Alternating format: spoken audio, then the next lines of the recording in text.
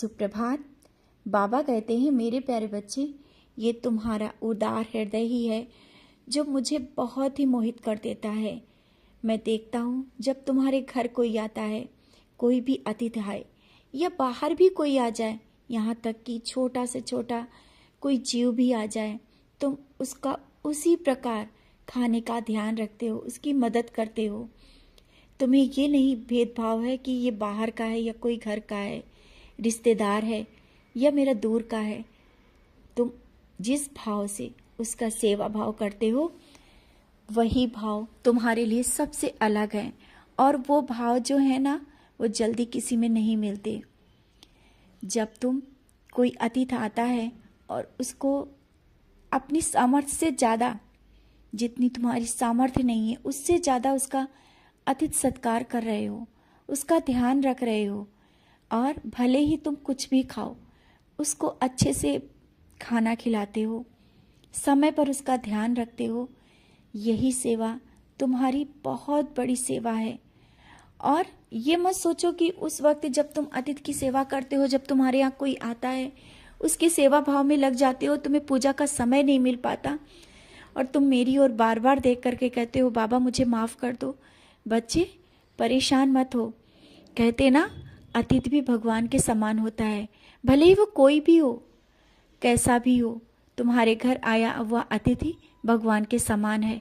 तो तुमने जिस भाव से इसको सेवा भाव किया, थोड़ी देर के लिए मेरे लिए समय नहीं मिला, कोई बात नहीं, तुम तो हर वक्त मुझे याद कर रहे थे, मन में ही सही।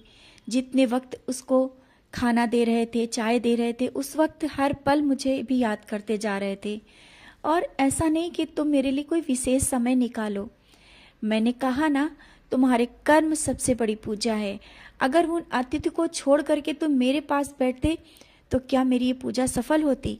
नहीं, बिल्कुल भी नहीं।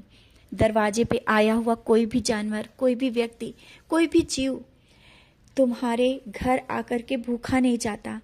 तुम्हारे घर में जो भी है खुलकर उसे ला करके देते हो, उसे खिलाते हो, उसकी मदद करते हो। जैसा कि मैं देख रहा हूँ, कुछ दिनों से तुम्हारे मन में जो भाव आ रहे हैं ना, दूसरों को देख करके आंखों में आंसू आ जाते हैं। जब किसी को दुख में देखते हो, दर्द में देखते हो, तुम्हारे मन में ये होता है कि उसके लिए क्या कर दें, और ज़्यादा से ज़्यादा करने की कोशिश करते हो। अपनी सामर्थ्य के अनुसार करते हो, लेकिन सामर्थ्य से ज़्यादा भी करने की मन कर रहा है। जल्दी ही वो करोगे, निराश मत हो। तुम्हारे यही भाव, जब जिस भाव से उसके लिए मदद करते हो ना, तो ये भाव कहाँ से आए हैं और कैसे आए, ये कभी तुमने सोचा है? तुम्हारे अंदर ये भाव, तुम्हारे सत्य राह पर चलना, यही तो एक अलग बनाता है तुम्हें। और जब तुम निराश होते हो ना, तो इन्हीं बातों से मैं तुम्हें समझाना चाहता हूँ। तुम निराश क्यों होते हो? ये तो देखो, तुम सबसे अलग हो। क्यों अलग हो? क्योंकि मैं तुम्हारे साथ हूँ। मैं तुम्हें कुछ गलत रास्ते पे जाने नहीं देता हूँ। अच्छे से अच्छे कर्म करवा रहा हूँ। क्यों करवा रहा हूँ? आगे तुम्हारा भविष्य संवारने के लिए, तुम्हें सही रास्ता दिखाने के लिए। तुम्हारे घर कोई आता है, भले ही तुमसे ना कहे, तुम्हें दुआएं दे करके जाता है, तुम्हारी बड़ाई करता है, तुम्हारे कर्म अच्छे बन रहे हैं। तुम्हारे दरवाजे कोई आता है, तुम उसकी सेवा करते हो, उसका सत्कार करते हो, वो भी तुम्हारे लिए दुआएं करता है, दुआ देता है। यही कर्म है। और इससे धीरे धीरे करके जो अपने कर्मों का तुमने जो भंडार भर लिया है ना, ये कभी खाली नहीं होगा।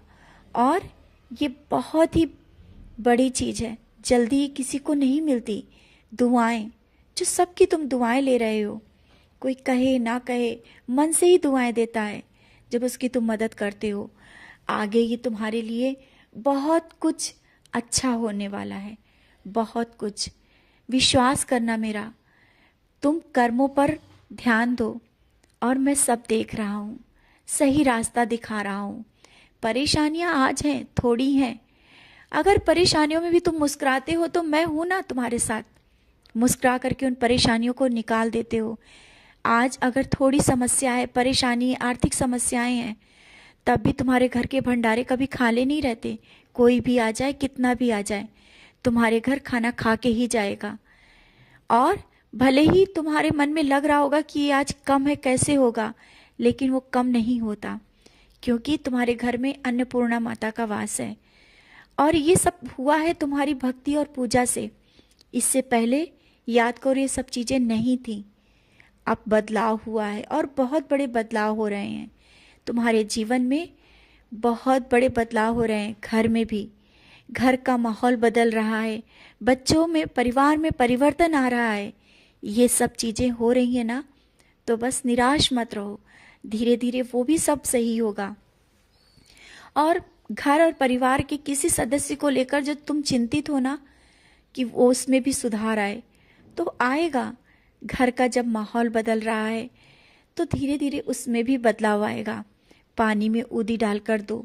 जो बीमारियां हैं या उसमें जो चिड़चिड़ापन है, गुस्सा है, वो सब धीरे धीरे शांत हो जाएगा। निराश मत रहा करो, उदास मत रहा करो। मैं तुम्हें कभी उदास और निराश नहीं देख सकता हूँ। तुम्हारे घर, परिवार और बच्चों की जिम्मेदारी मेरे ऊपर है। तुम बस कर्म करो, कर्म करते हुए आगे बढ़ो। मैंने कहा ना, मैं हर पल तुम्हारे साथ हूँ।